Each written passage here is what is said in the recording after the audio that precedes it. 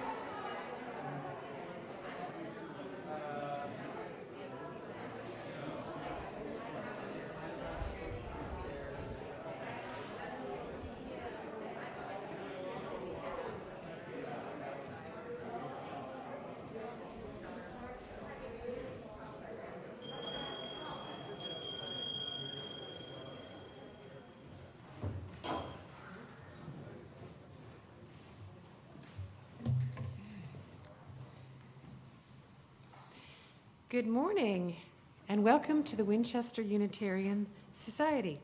Whether in person or via Zoom, we at the Winchester Unitarian Society strive to be a welcoming, caring community devoted to spiritual growth, social transformation, and environmental responsibility. Guided by Unitarian Universalist principles and drawing on diverse faith traditions, we aim to live our values through worship, reflection, connection, and service. We welcome all, people of all racial and ethnic backgrounds, people of all sexual orientations and genders, people of all incomes and abilities, people of all religious beliefs, and people with beliefs not always considered religious. Before our service continues, please pay attention to these announcements. We regret not naming Eli Forcucci as a participant in the order of service. Thank you, Eli. Our quarterly newsletter, The Mystic Messenger, comes out today. Look to your mailbox for the fall edition. Hard copies for those without email will be available soon. Outdoor religious education for 6th grade and younger children begins next Sunday. Come at 10 o'clock to meet the teaching team. The program begins at 10:30, concurrent with worship. After worship, return to the RE spot to learn more about what is being imagined for the coming year. We Believe in Dog. The Human Canine Walking Group walks again on Saturday, September 25th at 10 a.m. You don't need a dog to participate. Contact Reverend Heather if you plan to come or if you have questions. Our pandemic planning task force decided to limit COVID risk by singing only one congregational hymn and the choir singing one anthem. Speakers will briefly remove their masks when speaking to allow lips to be visible and sound to be clear. Input about these and other pandemic protocols is welcome as we seek to safely and joyfully navigate reopening to in-person ministry. You can reach the task force by emailing pptf@winchesteruu.org. Reverend Heather now has a special acknowledgement. Many of us have not been in this building for over a year. If that's true for you, please raise your hand. Wow. When we arrived here today, we could have just found a damp pile of rocks where the building once stood. However, a number of people have faithfully been maintaining and in many places improving this glorious place. I wish to take a moment to acknowledge those people and their hard work.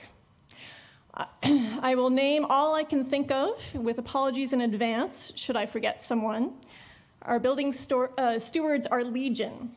If you are present when I call your name, please come forward to face the congregation, leaving some space between you and your neighbors. I thank our weekday sexton, Joe Corselli, for keeping the place going and restoring many areas of the sanctuary, as we can see. I thank our Sunday sexton, Mike Donegan, who set aside his coffee pots and dishwasher for special cleaning and maintenance projects for more than a year. I thank our administrator, Thomas Slack, for working closely with the sextons and the building committee to coordinate inspections, repairs, purchases, and installations. I thank our building and grounds committee for taking on many complex responsibilities and completing them to perfection.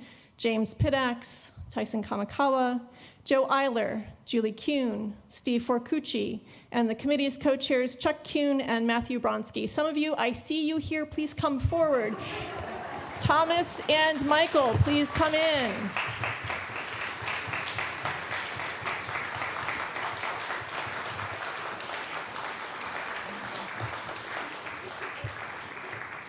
I thank our tech team for managing the installation of the system that allows us to live stream this morning.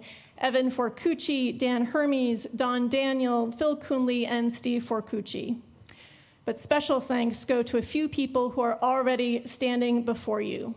Chuck Kuhn, for his leadership in launching the installation of an accessible bathroom on the ground level, and for making the ventilation in this room and others good enough for us to ensure safety, among other projects.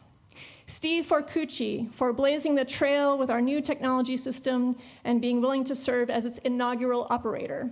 And last, but certainly not least, for Julie Kuhn, for envisioning, planning, designing, and creating our new walkways and terrace at the front of our building. Let's show our appreciation for these amazing leaders.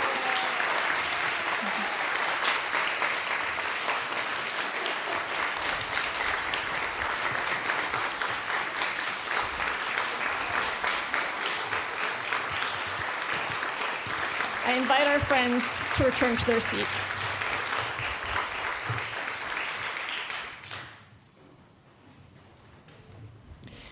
Now, let us open our hearts and minds to the spirit of worship with these words. We gather this morning after recognition of the Jewish New Year, Rosh Hashanah. We gather on the threshold of a new year together, ready to ritualize our coming together with the tradition of water communion, the pouring of our individual waters into a common bowl. In affirmation of these annual rites, I offer these words by Karen Johnston. This is a call to flow as river flows, effortless and mighty, to find hope in each other, to inspire each other, to never go it alone. This is a call to new beginnings, to new creations, to new chances to do good deeds, to forgive and seek forgiveness, to be written into the book of life. This is a call to offer solace when it is needed, and where to find joy whenever. It offers itself up in the now of every moment. This is a call to find your heart's most precious intention, letting it have its wild way with you. This is a call to come back, come home, come to your senses, come to yourself. Come to your whole and holy self. This is a call for body and soul, for each and every to be healed by flowing waters, by mighty waters, by sacred waters that show us the way. Come, let us worship together. I now invite our Director of Youth Ministries and Interim Coordinator of Religious Education, Sam Wilson, and our new RE Assistant, Eli Forcucci, to light the chalice. Eli? Sam? Has anyone seen Eli or Sam? Wait, has anyone seen the chalice? Where are they? Where is it? Are you looking for this? Yes. You know, I've been leading worship from my living room for so long, I didn't even remember that it was there. Thank you for stopping by my house. I'm really Sure. glad I left the door unlocked. No problem. Since we are worshiping together again in the sanctuary, it wouldn't be the same if we didn't light the chalice.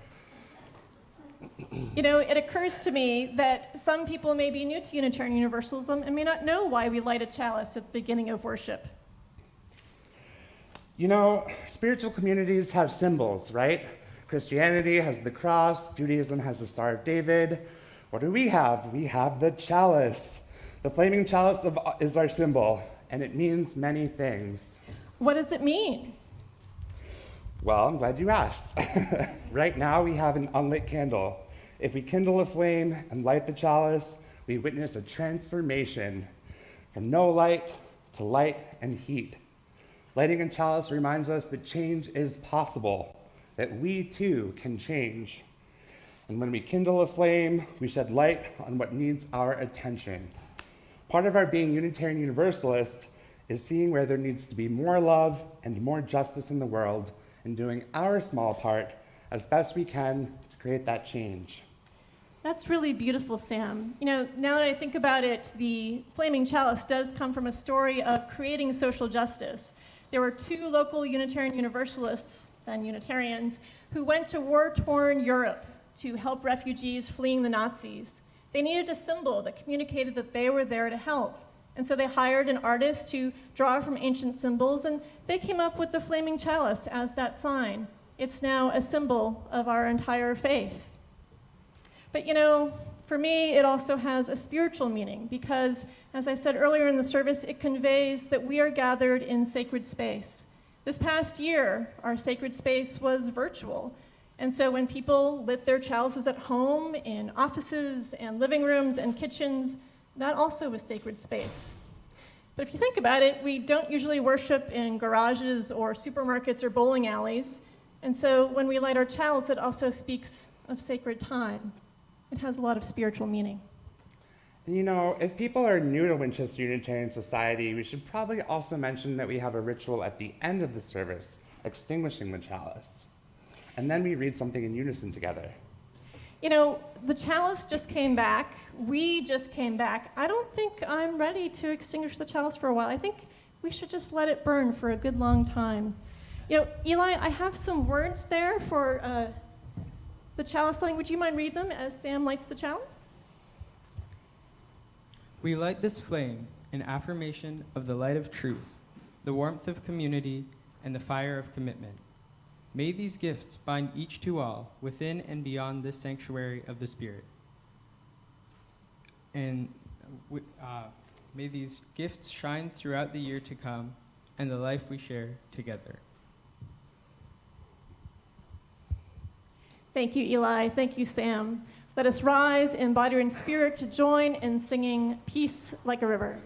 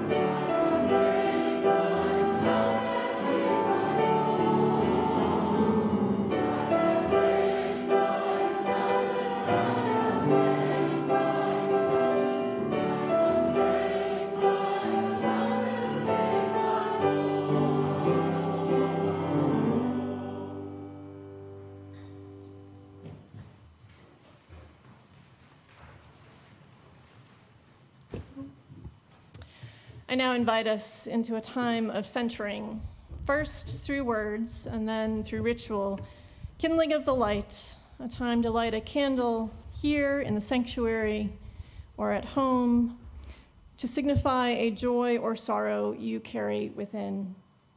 For those who are gathered in the sanctuary, please be sure to keep some space around you as you line up at the table. At that time, if you'd like a candle brought to you, please raise your hand and Marcy will bring it to you. After we kindle the light, we'll be together in a time of shared silence. Let us begin. In this time of annual observances, we also remember past events, and we carry to this moment all that we've been holding and hold now in times that remain challenging and uncertain. As we center together as a community, let us bear witness to the 20th anniversary of September 11th, the painful impact on families in this congregation, on Pennsylvania and New York and Washington, D.C., the nation and the world. Let us bear witness to the violence and loss born of violence and loss. 2 decades later, a region still caught in the chaos of armed cultural conflict. Let us bear witness, too, to the suffering in our own nation, to the neutral actions of a virus and those who refuse to reckon with the realities it brings. May we remember the ill and the grieving and those trying to sustain life in overflowing hospitals. May we remember our school teachers. May we hold in love every parent of an unvaccinated child trying to navigate day-to-day life safely and without fear. I thank Rabbi Rachel Barenblatt for her brief poem, Anew, written for this year's Rosh Hashanah. Here's the thing, the year begins anew, even in the worst of times. The leaves will turn and fall, and they'll grow again. And sometimes we're afraid, and we can't know what choice to make to keep anyone safe. Uncertainties abear. All we can do is seek out sweetness everywhere we may, and work to fix what brokenness we can find. The good news is we're not in this alone. We'll help each other hope when light seems dim and lift the sparks that darker days reveal. We'll love each other fiercely. In the end, there is no greater work that we can do. We who survive will help each other heal. We'll help each other hope when light seems dim. Let us now kindle the light.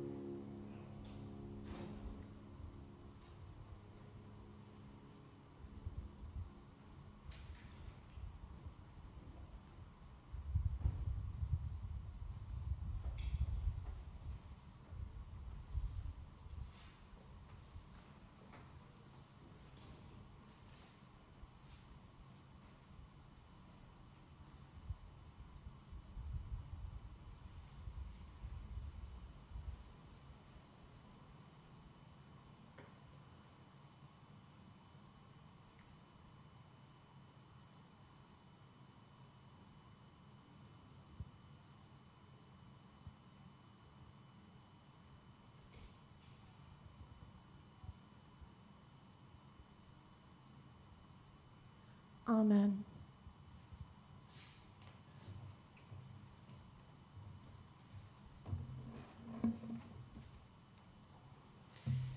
This morning's reading is an excerpt from a short science fiction story by Ray Bradbury, All Summer in a Day.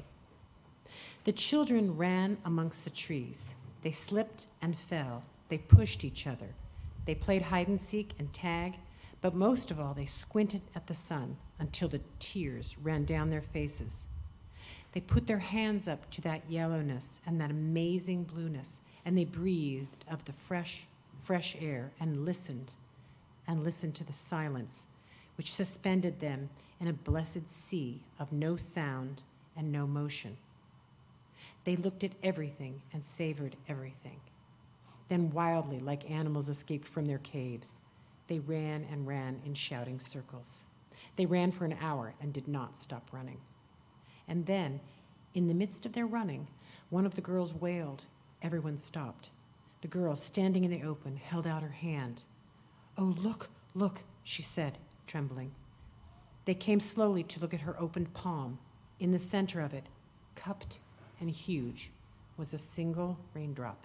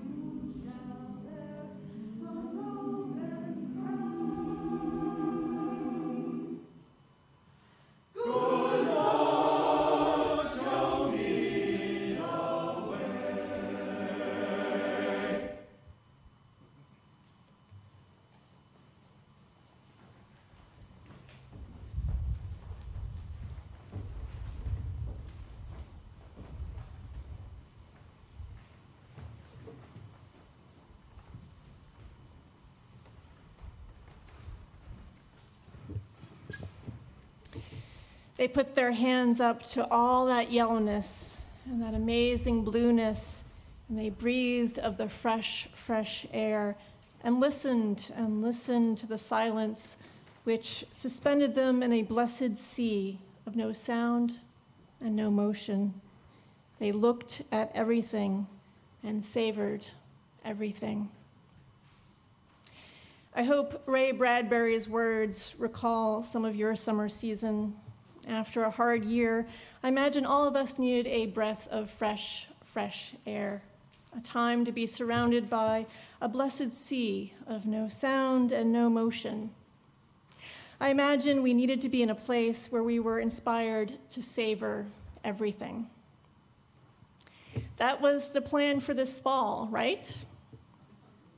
Based on the science nonfiction printed in the news media, most of the nation would be vaccinated by now, and the normal life we remember with fondness and longing would come back to us, at least in some form.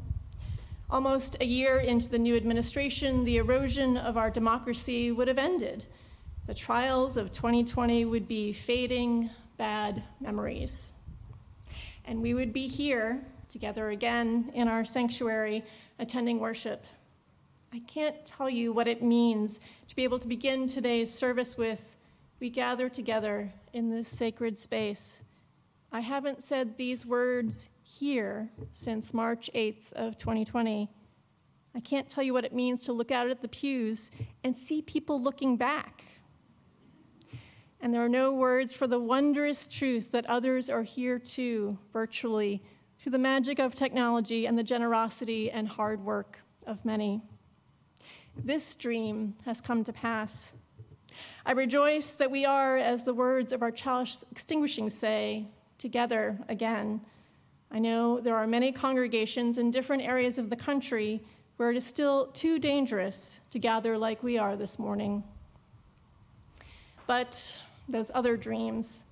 I recently shared a photo on Facebook of a sign outside a bookstore that for me sums up much of the state of the world. It reads, "Please note, we've moved a few books around. Travel is now in the fantasy section. Science fiction is under current affairs, and epidemiology is in the self-help area." I also resonated with the message from my colleague, Melissa Carville-Zemer, who observes in part, "There are things we could not or would not have wanted to imagine decades ago, or just a few years ago, or even months and weeks ago. We might not have anticipated the tragic trajectory of the global pandemic or the heartbreaking end of the war in Afghanistan. Everywhere people are traumatized, directly or secondarily. It is a really hard time. The world is burning, except where it is flooding. We keep having to calculate risk, and just when it seems we might have completed our calculations, the equation changes again. It is just too much. The world is burning, except where it's flooding. Science fiction is under current affairs. This is not what I imagined for this time. This is not what I wanted. None of us signed up for this. This is not the stuff of savoring. The task of a minister is to think in public, to identify the truths and meanings hidden from view, the new understandings born of the fusion of ancient stories and texts and the current moment. As you can imagine, this task has gotten harder and weirder over time. Many cherish the freedom of Unitarian Universalism, the ability to draw from sources beyond defined canons of Scripture. So I'm delighted to choose a story by Ray Bradbury as spiritual inspiration this morning. If science fiction is not quite fiction anymore, there may be some meaning in it for us. Ray Bradbury has been named a Unitarian, but in reality, his diverse spiritual influences were diagnosed as Unitarian by others. Bradbury identified as a Zen Buddhist, as in his words, "I don't think about what I do it. That is Zen Buddhism." Bradbury's short story, All Summer in a Day, is one I read in public school, and I warn you, these next couple paragraphs contain spoilers. It's a story about a planet where it rains all the time, except for a couple hours every 7 years. A young girl from Earth named Margot moves there from a place called Ohio. Her relocation brings not just the usual stress from a move. Margot deeply mourns the absence of the sun, and her culture shock is compounded by her classmates ostracizing her, claiming the sun does not exist. Their bullying culminates in forcing Margot into a closet and locking the door.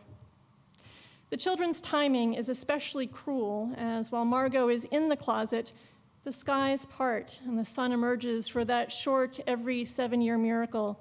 For most of the children, this is the first time they experience and remember sunshine. Their joy is illustrated in today's reading, and their joy ends when they feel the first raindrop and know that another 7 years of rain are ahead of them.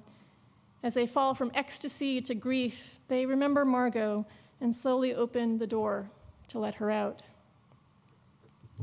For some reason, this story keeps coming back to me, perhaps in the way characters in our dreams represent different parts of ourselves. Bradbury's story is an allegory for our time.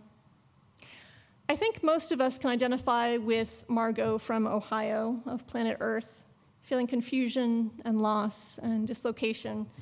I remember meeting with a member of my previous congregation many times, bearing witness to her fear and grief in learning that her eldest child was diagnosed with a chronic and dangerous illness. The metaphor we settled on was that of another planet. Their family had moved to another planet, a new normal, and there was no shuttle home. I imagine most of us have longed for a shuttle back to March 8th of 2020, at least once during the pandemic.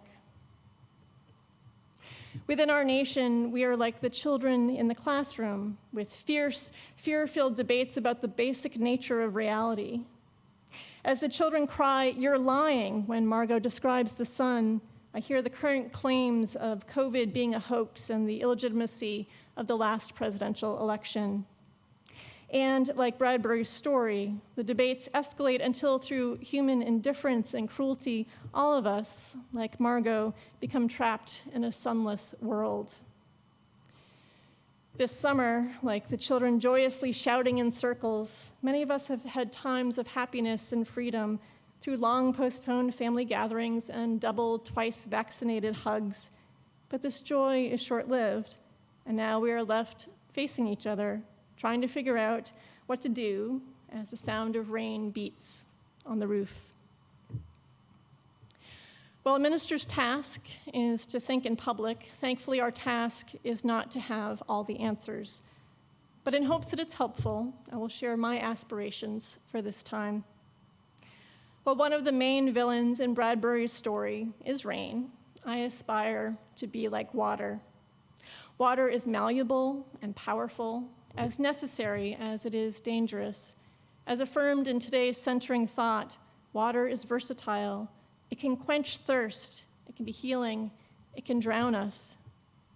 I'm reminded of that mindfulness of our precious energies and how we use them is critical right now. We can do great things, as Rabbi Barenblatt states plainly. We who survive can help each other heal, and in our weary state, we can also cause harm when we act. There are few true emergencies. There's no need to rush, and great need to care, to be patient, to forgive, and to try again. We are called to use the waves of our human effort gently and for good. This requires slowing down and careful attention to how we tend to our bodies, minds, and spirits, how we tend to our relationships, how we tend to the earth. Aisha Shillingford continues, water is always seeking balance, and it has a place to go. It is really flexible and adaptable. It takes the form of our containers. Well, I know I'm not alone in feeling adaptability fatigue, and my capacity for flexibility is worn.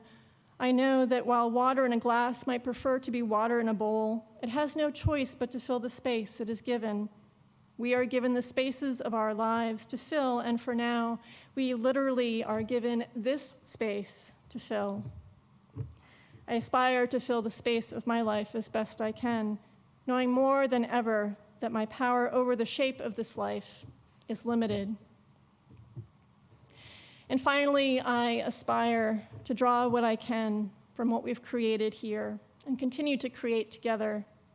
Pandemic or not, I come to spiritual community to become more mindful of my gifts, dangers, and limitations, these limitations of my human power.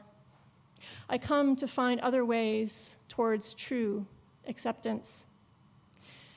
The Winchester Unitarian Society, some remember from March of 2020, is gone. It will not return. But the wisdom, compassion, and prophetic commitment, the love that has been part of this community remain. And should we tend these great fires, will serve all of us now that we are, through all kinds of platforms and many different ways, together again. These blessings will help us heal. These blessings will help us heal one another. In the words of Ray Bradbury, at the center of religion is love. Everything in our life should be based on love. When we pour our waters together and each in our own way offer a blessing, I imagine us pooling not only our individual stories, but our individual capacities to bring healing to this vessel we find ourselves dwelling in.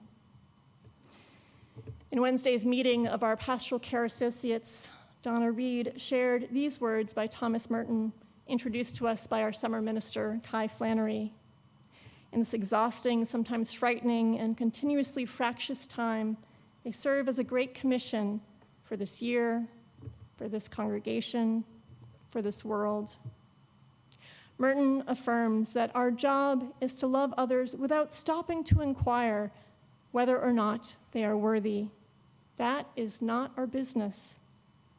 What we are asked to do is to love, and this love itself will render ourselves and our neighbors worthy. We'll love each other fiercely. In the end, there is no greater work we can do. May it begin with us, and may it begin now.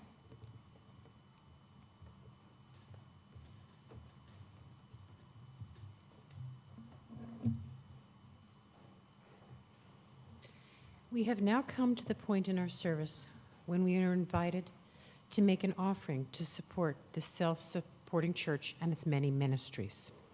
During these trying times, may we all be more appreciative of our many blessings. To those who have been given much, much can be expected. We have all been impacted by the current health crisis in different ways. Most of us, those of us who are still able, may we continue to share our blessings, both personal and financial, with those in greater need. In this way, the offering is a spiritual practice, a collective affirmation of our shared values and commitment to the mission of this liberal religious congregation. It has been a long-time practice of the congregation to share the gifts placed in the offering plate with organizations living out Unitarian Universalist values. This morning, we share the plate with the Unitarian Universalist Service Committee's Emergency Fund, currently providing critical resources to the Lowlander Center, a grassroots organization of rural Louisiana residents responding to the impact of the previous hurricane, Hurricane Ida, and preparing for future Gulf Coast disasters. If you are a first-time attendee, in lieu of giving to the offering, we invite you to be our guest. We instead ask you to complete the visitor card. People in the sanctuary can find these cards in the pew racks in front of you. Just put it in the plate when the offering is complete, and a link to the virtual visitor card will be shared with the live stream community as we post information about online giving. The offering will now be given and received with gratitude.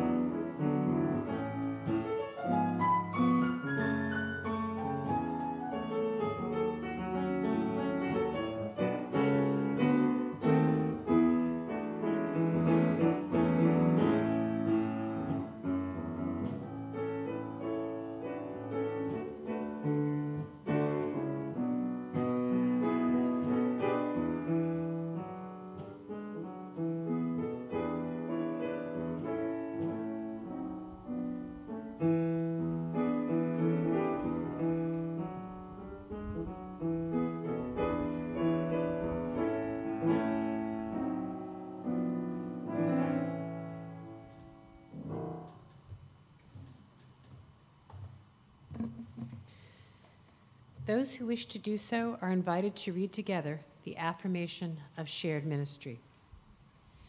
We gather not for ourselves alone, but to use our common power to build the beloved community within and beyond these walls. We create and reaffirm this day, to make justice flourish, to practice compassion amidst difference, and to embody transformative love.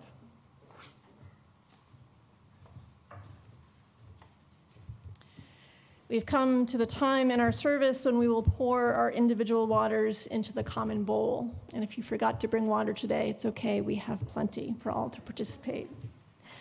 The bowl is currently not empty, as it includes water from previous water communion ceremonies, linking us to past generations of love, hope, and joy in this community. It also includes water from those who visited yesterday and are attending online today. In a moment, ushers will invite individual rows to line up to pour your water at the Mystic Valley exit. Please wait until an usher invites you to leave so we can keep the line well-spaced and manageable. When you reach the common bowl, you are invited to pour your water in silence, to offer a short, as in fewer than 8 words, blessing, or to offer our shared blessing. May we know welcome, health, happiness, and peace. This blessing is posted at the bowl and is also in your order of service. Note that we will open a Zoom room by the bowl so our friends at home can witness the water ceremony. Thus, those here will be briefly in that Zoom meeting, but only from the neck down. Marcy and I will take our leave to ready the vessel. I invite those remaining to center your spirits with the postlude. The ushers will arrive shortly to facilitate each row's departure.